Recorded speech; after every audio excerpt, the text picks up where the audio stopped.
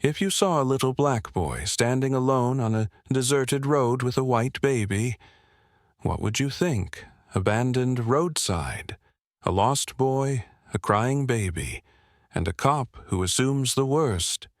The sun hung high in the sky, relentless and unforgiving, casting a golden haze over the cracked pavement. The heat shimmered from the road, making the air feel thick and suffocating. The streets were empty, save for one small figure, a 4-year-old boy named Malik, walking with determined steps. Malik's tiny hands gripped the handle of a battered stroller, his fingers wrapped tightly around the worn plastic. His small, bare feet scraped against the hot ground with each step. But he didn't stop. The stroller wobbled slightly as he pushed it forward, struggling with the weight, but he didn't complain. He couldn't afford to.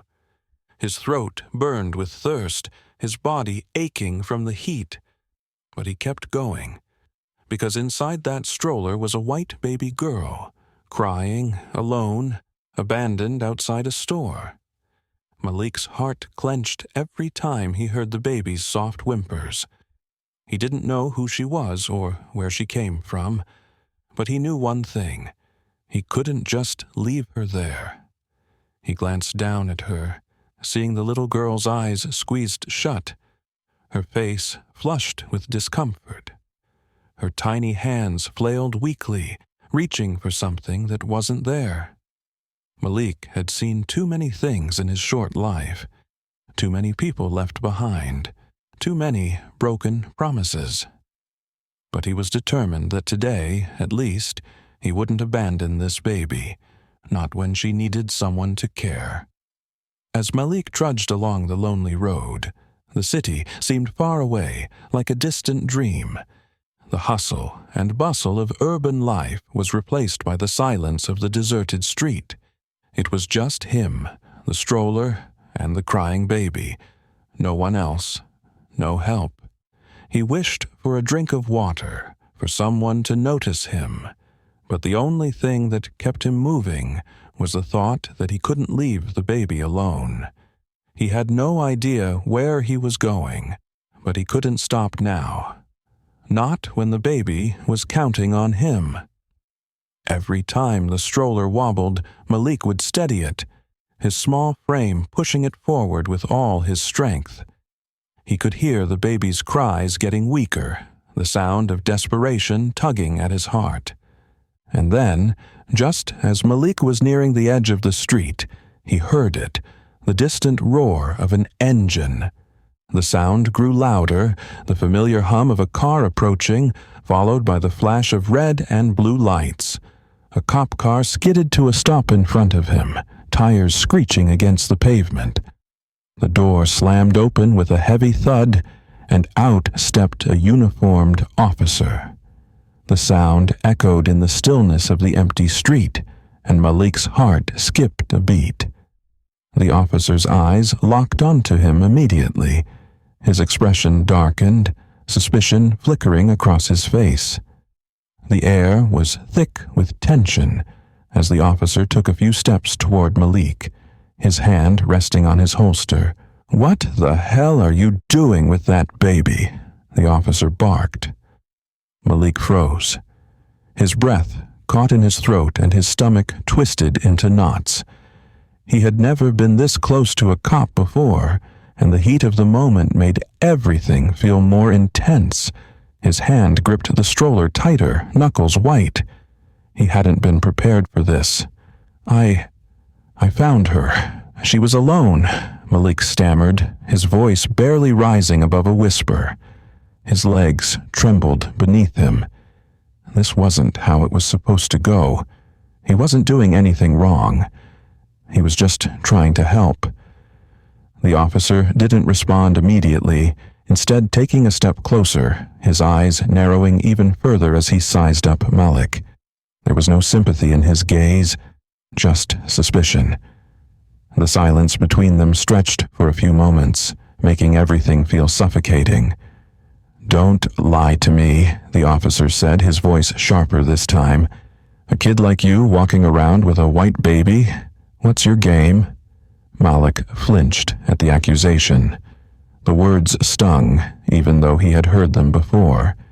It didn't matter that he was just a kid trying to do the right thing. To Officer Daniels, all he saw was a black child with a white baby in tow. A problem in his eyes. No questions, no understanding. "I just wanted to help." Malik whispered again, his voice shaky but firm in its honesty. But the officer wasn't listening. His eyes didn't soften, nor did his expression shift. His gaze stayed hard, focused on Malik like he was some criminal, despite the fact that Malik was the one doing the saving. Officer Daniels's hand moved to his radio, his fingers brushing against the buttons. "We got a possible child abduction here," he muttered into the mic, not even bothering to look at Malik. Malik's world seemed to come to a standstill. His heart raced, panic flooding his chest. He didn't understand what was happening. What was the officer accusing him of? How could the cop think this was anything but what it was? Him trying to protect a helpless baby. But the officer was already seeing something else, something far darker than the truth. Malik could hear the officer's words echo in his mind. Child abduction. He tried to protest, but no words came. His throat was too tight. His mouth felt dry. He had never been accused of something like this before. Not to this degree. Being blamed for something so huge, so awful, when all he had done was try to help a little girl who had been abandoned on the side of the road. The officer took another step forward, and Malik instinctively stepped back, his heart thundering in his chest. He looked at the baby in the stroller.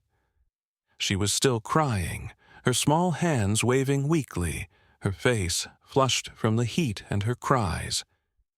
He couldn't bear the thought of leaving her, of her being taken from him by a cop who didn't understand.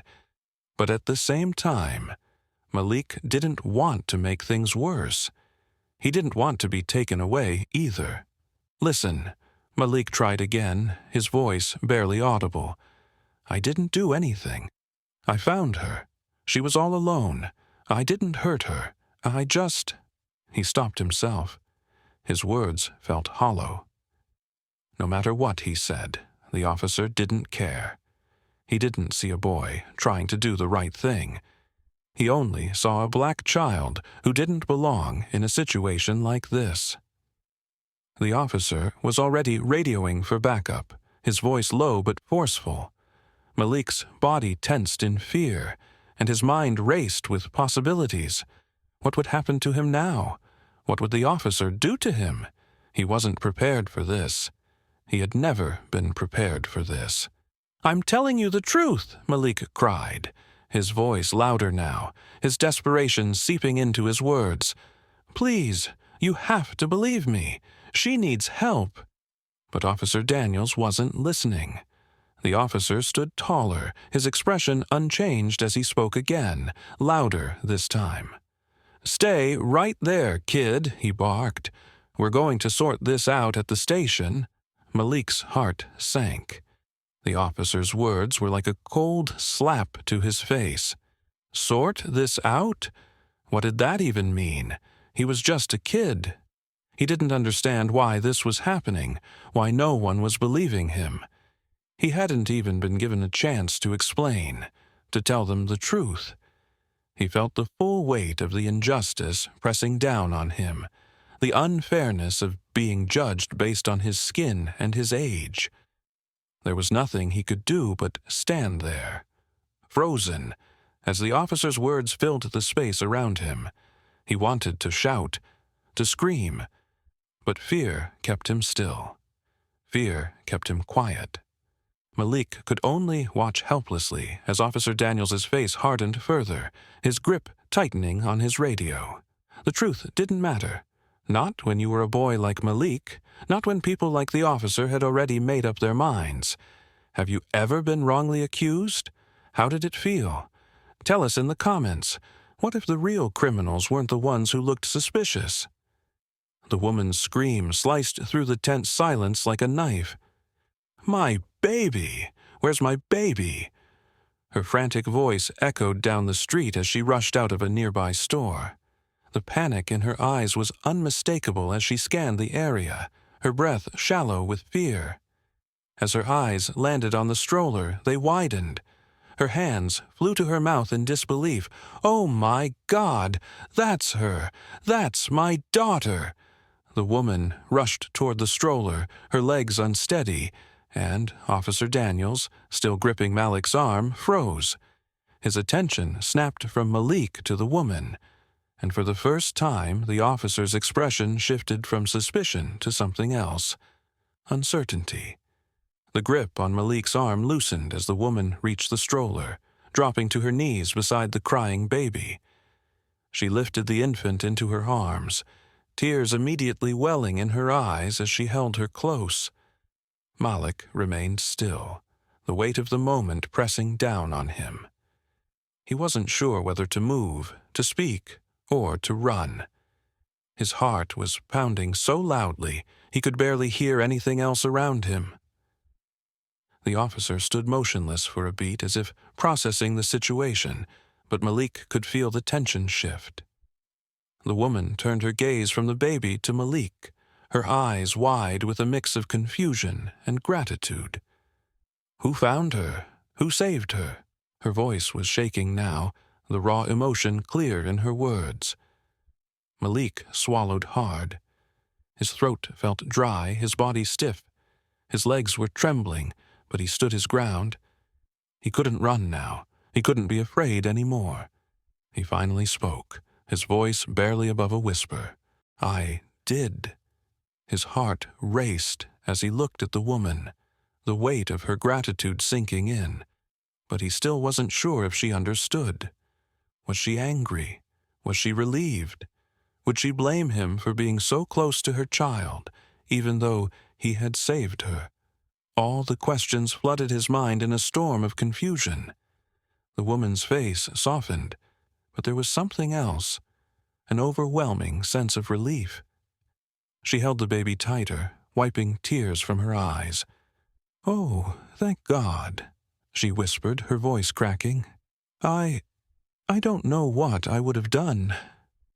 Officer Daniels hadn't moved. The silence in the air seemed heavier now, the atmosphere thick with the realization of how wrong he had been.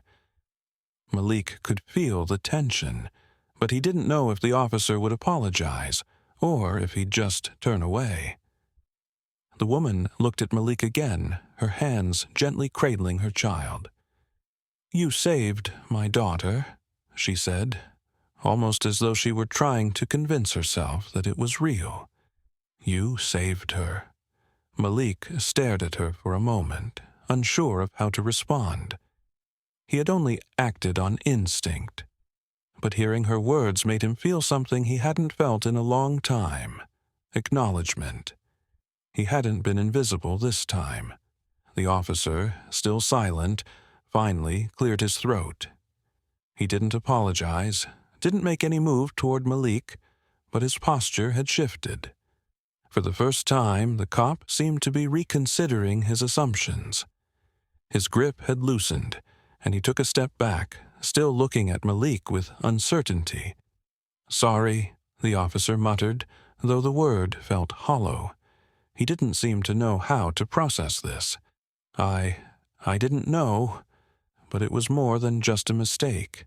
It was the system failing to see the truth of the situation, failing to see the humanity in the boy in front of him. Malik didn't respond. He didn't need to. He knew what he had done.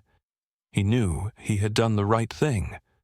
The woman stood, still holding her baby, her eyes softening as she looked at Malik once more. "I can't thank you enough." Malik shrugged slightly, his shoulders stiff, unsure how to take her gratitude. He didn't do it for thanks. He just wanted to do something good for once. The officer stood there, his eyes shifting between the woman and Malik. He didn't know what to say or how to fix what he had assumed about the boy. Finally, the woman took a step toward Malik, pressing a hand gently to his shoulder. "You're a good boy," she said, her voice full of emotion. Malik looked down at his shoes, his face flushed. 1,000 thoughts raced through his mind, but for once he didn't feel like the world was closing in on him. He had saved the day, and maybe, just maybe, that meant something. Would you have helped Malik, or assumed the worst, like the cop? Tell us in the comments. Some people judge before they think, and some never admit when they're wrong.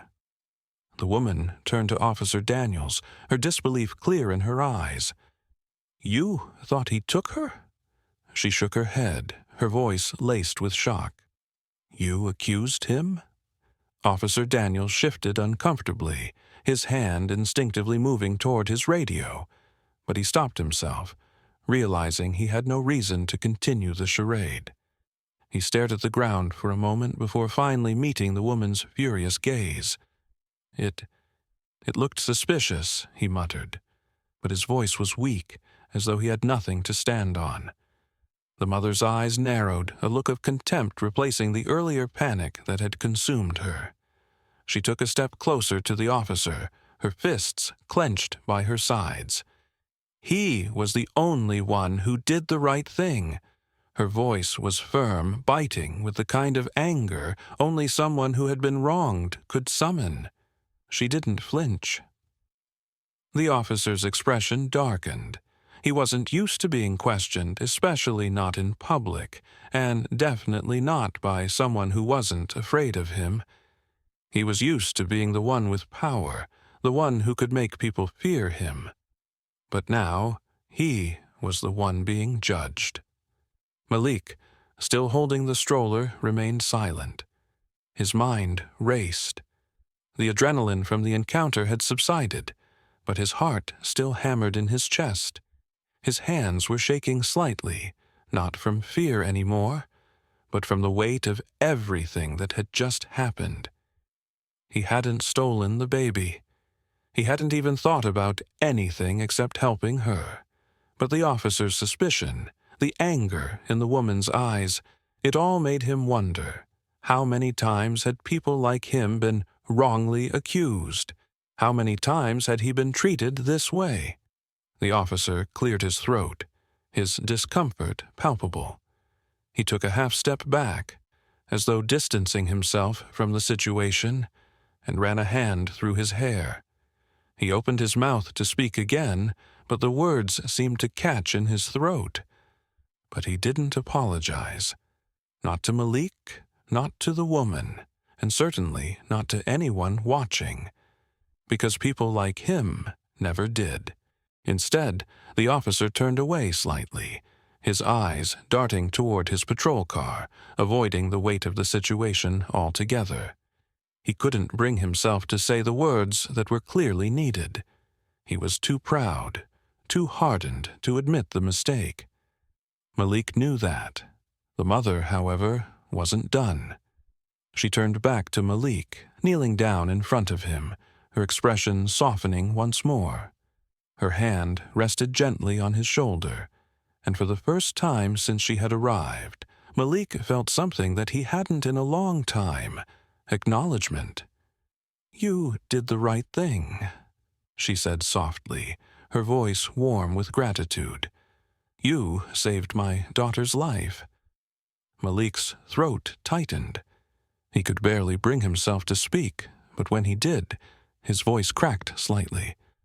I just wanted to help." Her smile softened even further, and she squeezed his shoulder gently. "You helped more than you could ever know."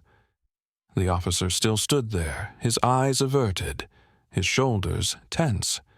He didn't speak again. The damage had been done. Malik wasn't the criminal in this situation. He was the one who had saved a life. And despite the officer's failure to admit his mistake, Malik had done what was right. He had followed his instincts, and that had made all the difference. The officer turned on his heel and walked toward his car, his steps heavy and reluctant. The crowd, which had been watching from the beginning, slowly began to disperse, murmuring to each other. The realization of what had just transpired hung in the air, and for a brief moment, Malik felt seen. But even as the officer retreated, Malik's mind stayed focused on the truth. It wasn't the badge or the uniform that had made a difference today. It was the boy who was willing to stand up, to trust in himself, and to act in the face of suspicion. Has someone ever refused to admit they were wrong about you? Tell us in the comments. The mother knelt in front of Malik, her expression softened by gratitude and disbelief. "You saved my daughter's life," she said, her voice trembling. "I can never thank you enough." Her hand reached into her purse, pulling out a stack of bills. She pressed the money into Malik's small hands, but Malik, still shaken by everything that had happened, gently pushed it away. "I don't want money," he said quietly, his voice steady despite the whirlwind of emotions inside him. "I just wanted someone to listen." The woman paused, her brow furrowing in confusion for a brief moment. But then, as the full weight of his words settled in, her eyes softened even more, and she understood. She wiped her eyes, taking in the boy who had been ignored by so many, who had been viewed as nothing more than a problem, but who had saved her child. For the first time, she really saw him, not as a street kid, not as a nuisance, but as a person with value, with a heart. She took a deep breath, her voice barely above a whisper as she said, "You're a hero, Malik. Thank you." Before Malik could say anything else, the sound of tires screeching interrupted the moment. It was Officer Daniels. He stood at a distance, watching the exchange. His usual authoritative stance seemed broken, as if the events of the past few minutes had changed something within him. He walked up to Malik, his expression far more subdued than before. "Malik," he started, his voice low but sincere, "you did something today that I couldn't have done myself. I failed you earlier, but you showed me what it means to do the right thing, no matter what." The officer took a deep breath, his voice quivering with a hint of emotion. "I've made a lot of mistakes, but you're different." He paused, as if gathering his thoughts before continuing. "Malik, I want to offer you a chance. A real chance at a future." Malik blinked, his eyes wide with confusion. "What do you mean?" Officer Daniels reached out, his face now softening. "I've already made up my mind about you. You deserve a better life than the streets, than being ignored, than being underestimated." He hesitated, then made a decision. "I want to adopt you, Malik." The words hung in the air, and for a brief moment everything seemed to stop. Malik didn't know how to react. He had never known the comfort of family, had never felt like he belonged anywhere, and now, a man who had treated him with suspicion just minutes ago was offering him a new chance. The woman stood behind him, watching the exchange with a soft smile, nodding as though she understood the weight of what the officer had just said. Malik's heart raced as he looked up at Officer Daniels. For the first time in his life, someone saw him as more than just a burden. Someone wanted to give him a chance he never thought he'd get. I don't know what to say," Malik whispered, his voice cracking with emotion. "Why would you want to adopt me?" Officer Daniels knelt down, his eyes full of sincerity. "Because you've shown me something most people can't see. You've shown me that sometimes it's the people we ignore, the ones we think are the least important, who have the most to teach us." Malik stood there, unable to speak. For so long he had been invisible, dismissed as just another kid on the street. But now, Someone was offering him the life he had always dreamed of, a chance to belong, to have a family, to finally matter. He glanced back at the mother, who nodded with quiet understanding. And then Malik slowly nodded, his heart swelling with a mixture of disbelief and hope. "Okay," he said, his voice barely a whisper. "I'll give it a try." As Officer Daniels extended his hand, Malik took it, this time with confidence, knowing he wasn't just another kid in the system. He was someone worth saving. The officer smiled, gently squeezing Malik's hand. "We'll make sure of that." In that moment, Malik felt something he had never felt before, like he wasn't just surviving anymore. He was finally living. Where are you watching from, and what time is it? Drop a comment below.